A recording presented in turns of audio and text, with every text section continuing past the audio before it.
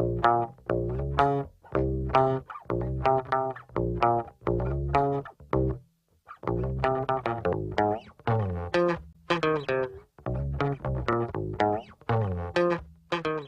so you played Southampton tonight as part of your tour. How's the rest of the tour been? It's been brilliant, yeah. Like it's like the first time we've been in England for a little while, like maybe not quite a year, but quite an amount of time, and like all the shows are sold out. They're kind of smallish venues, yeah. But it's really nice and kind of great that people still want to come. Have you been road testing some new material then? Yeah, absolutely. We're kind of playing like maybe 5 or 6 tracks, new stuff, which is kind of good for us to learn them, and they seem to be like going down well. Yeah, it's nice. It's really nice. And you've also got the Enemy Awards show coming up. Are you looking forward to that one? Yeah, well, that's the kind of London show for this tour basically, and yeah, it's always, I guess, because most of us live or have lived in London, it's kind of always feels a bit like like if people still want to come and watch you there, you're alright. Yeah. But yeah, it'll be great, and obviously like all our friends come down to that one, so yeah, very excited. You've announced your next album, The English Riviera. Can you tell us a bit about the vibe about the album? Because I've heard Daft Punk, Eagles, which has been I bet you have. Yeah. Yeah, like there it is.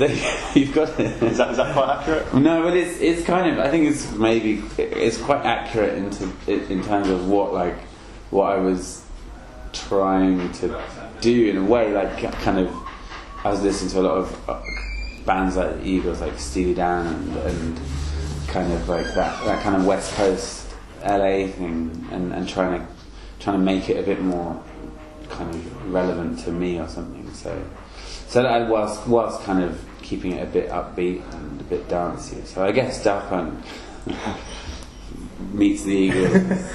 Yeah, I wish the whole thing sounded like that, but it doesn't quite. And we also heard you've been working with Nicola Roberts from Girls Aloud. Yes. Can you tell us a little bit about that? Yeah, well, that was just. It's just like something else I've been trying to do is kind of, since starting doing any music really, is just try and like work with other people and write songs together and like recently I guess because we're kind of seen as like a bit of a cool band, it means that it kind of that people like her or people like her record label think that it's a nice thing to try out, and yeah, so I did that and it worked really well, and it's kind of, it's a nice, I've done all these, I've done all the remixing stuff, and it's nice to do something a bit more involved instead of just remixing. Will the songs be released? Yeah, I think so. We've still got to finish them off, like, because so far they're just like demo kind of thing. So we're going to finish them off, but I think it's going to get used. So I've been told. Anyway. Yeah. So what do you want to achieve by the end of this year? Do you have a name? Well, not really. Like, I think we're all probably pretty happy if people are still watching and we can kind of tour. But like, I guess I'd be lying if I didn't want this album to do well. Like, I'd like it to sell.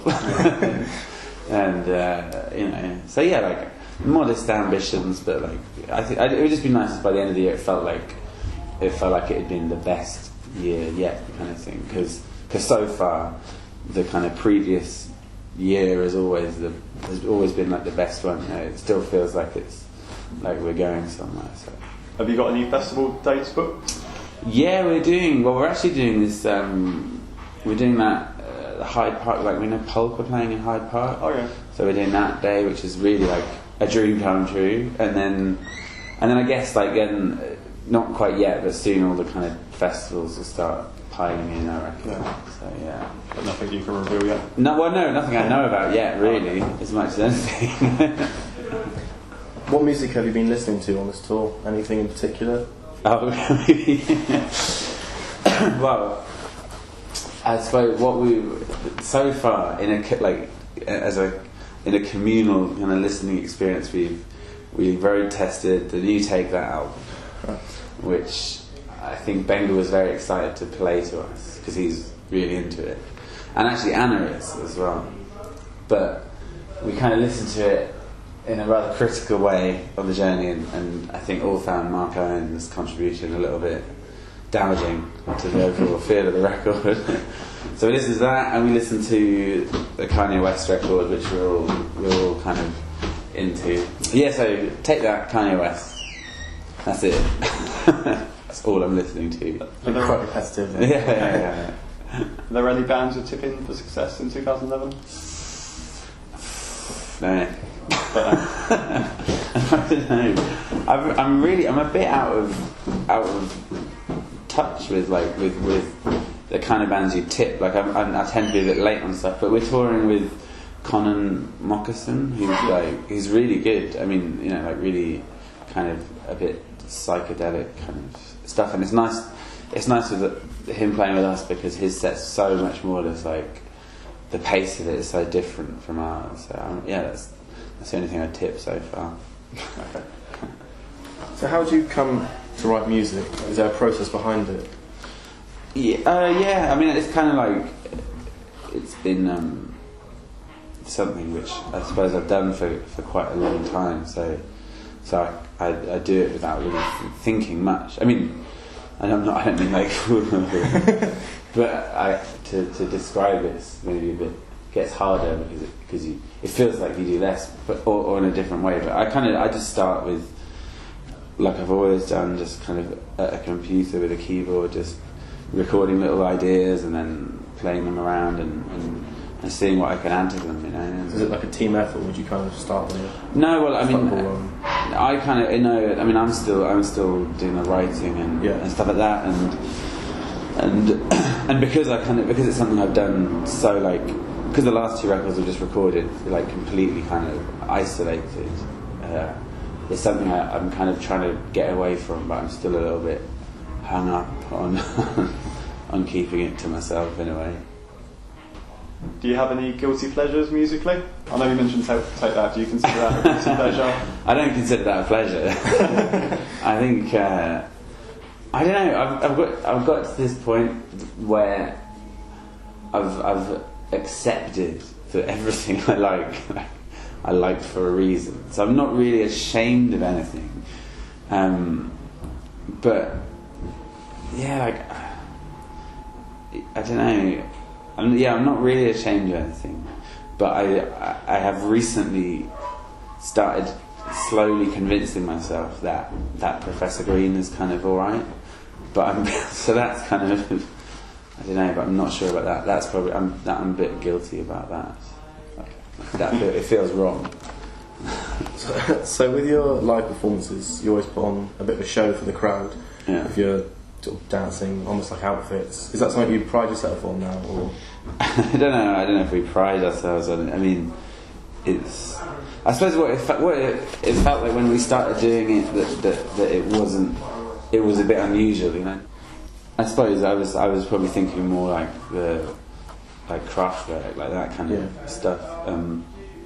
But yeah, when we were doing it, it felt like it was something quite a bit of a bold thing to do, and I guess by now it's not actually that unusual, and so I think probably we're kind of reining it in a little bit now. Do you like practice?